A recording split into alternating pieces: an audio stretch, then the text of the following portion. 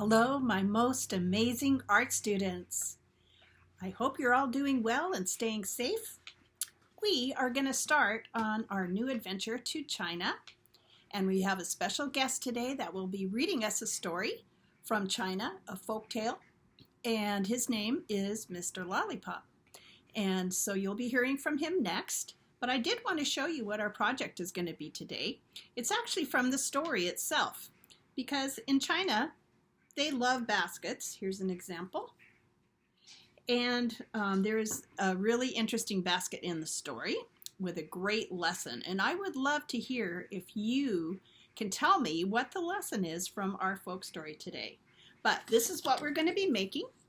It's actually out of an envelope and we're turning it into a basket. And this basket has creepy things in it.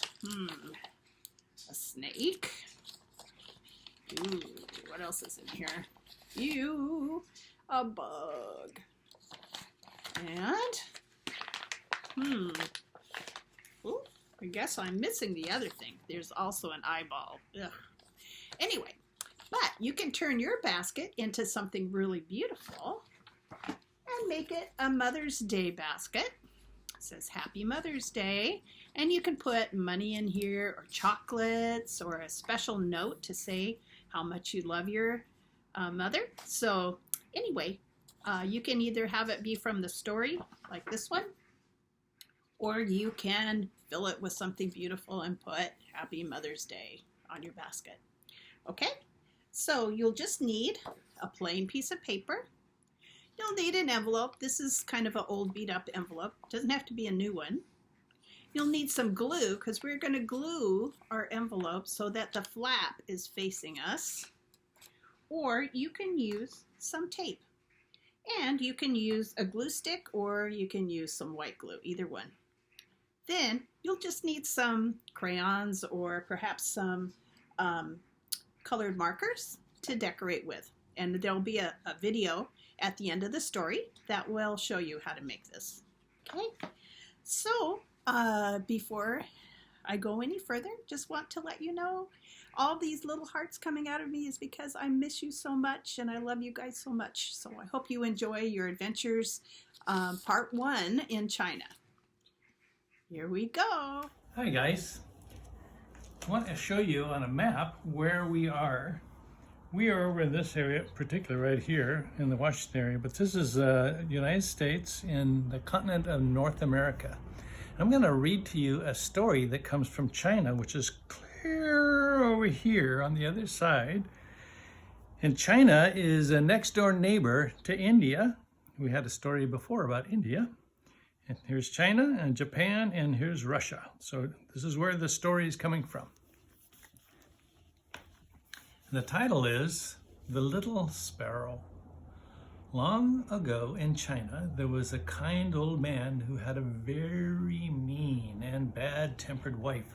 They had no children, but the old man had one pet, a tiny little sparrow that he loved and cared for. Every day when he came home from work, he talked to the sparrow, stroked its feathers, and fed it with tiny bits of food from his supper plate. The old man's wife loved and cared for no one, and she particularly hated the sparrow. She hated it living in the house, and she was furious that her husband was so fond of it. One day, when her husband had gone to work, she began to get things ready to wash. She brought out some clothes and a blanket, and then went back for another bundle. When she came back, she saw the sparrow pecking at the blanket. She was so angry, she grabbed a pair of scissors and snipped off the sparrow's tail. And then she threw the sparrow out the door, shouting, "Go away, you filthy bird, and never, never come back." The poor little sparrow flipped and flapped away to the woods. Flying was very difficult without a proper tail. When the old man came home for his supper, he couldn't find his sparrow. He looked everywhere and asked his wife again and again where it was. At last, she told him what she had done. The old man was very upset and went sadly to bed. The next morning he searched through the woods, calling and calling for his little sparrow. Suddenly it came flying to him wearing a beautiful Chinese dress. "My dear friend," said the sparrow, "you must be tired and hungry. Please come to my house for rest and some food." So he followed the bird through the woods to a lovely house. There the sparrow's daughters brought the old man delicious things to eat and drink, and 4 of them did a little dance for him. Finally, he noticed that it was evening. "It's getting late. I must go home," he said. The sparrow begged him to stay, but he said his wife would be worrying about him. "If you must go, let me give you a present to take with you," said the sparrow, and she brought out 2 baskets. One was big and heavy, and the other was small and light. "Choose which one you would like," said the bird. The old man didn't want to be greedy, so he picked the small basket. "I'd like this one.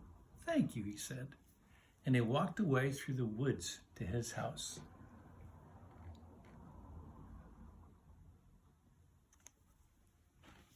When he reached home, he told his wife all about the sparrow.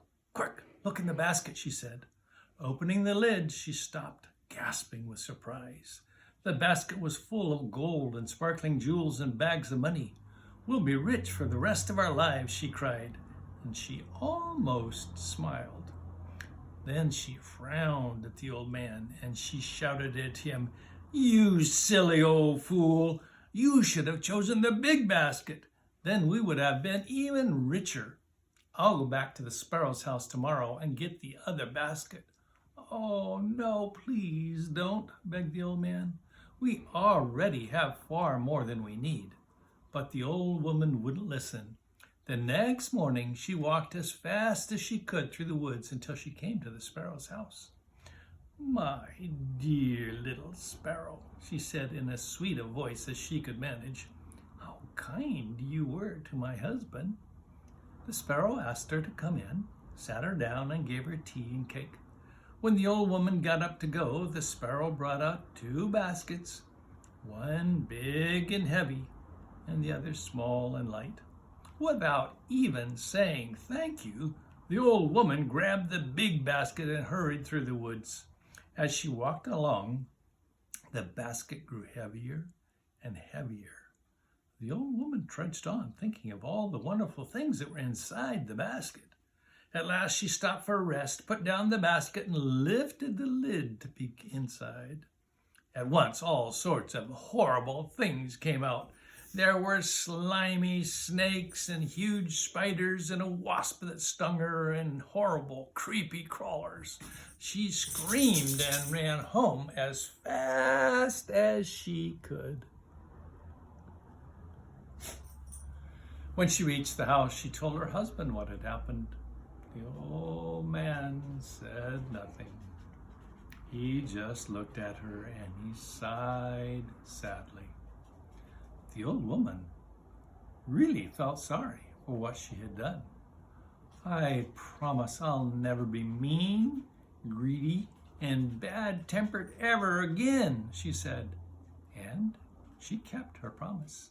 From then on, she was always kind and good-tempered, and she always helped the old man feed all the birds that flew into their garden. The end.